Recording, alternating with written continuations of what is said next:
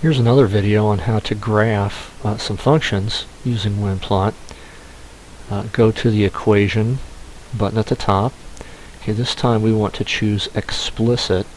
Okay, this gives us a window where we can enter y as a function of x. Okay, and many things like this come with a default already to graph as an example for you on Winplot. I'm going to delete that. Okay, I'm going to start with something simple that you probably already know what the graph looks like, and that is f of x equals x. That is y equals x. Should be a diagonal line. Sometimes handy to choose the pin width, color, like before with the points. Click OK when you're finished. There we go. There's our diagonal line.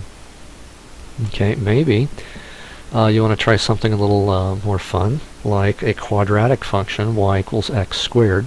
So try that again on y equals f of x. To type a power function, you need to use the caret symbol, which is shift 6. It looks like that, y equals x squared. Let's make this one a different color, blue, perhaps. Okay, there we go. You probably recognize that as kind of a garden variety quadratic function. Maybe you want to try a trig function. Okay, and you don't want to have these graphs on here at the same time either. So go to equation, choose inventory. Okay, here you have an inventory or catalog of what's been graphed. Let's clear those out of there by selecting delete. Okay, close the inventory, go back to equation, explicit. Now let's just type in sin x, like we've seen in class. Change the pen width, maybe. Color, let's make this one a little bit different. There we go.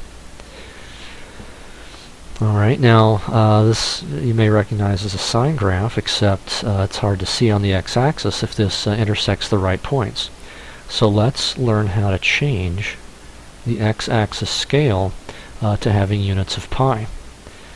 Go to View, Grid. Okay. On the x-axis, check the pi button, and on the interval, instead of plotted every 1 on the x-axis, let's change that to some subdivision of pi, like pi over 4 would be good. Alright, while we're at it, maybe change y every 0.5 units, and why not put the grid on there like we've already learned how to do. Okay, let's apply that. Okay, I think you'll see here that the sine graph goes through several key points, like we would expect it to.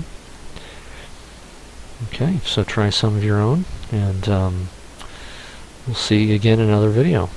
Have fun.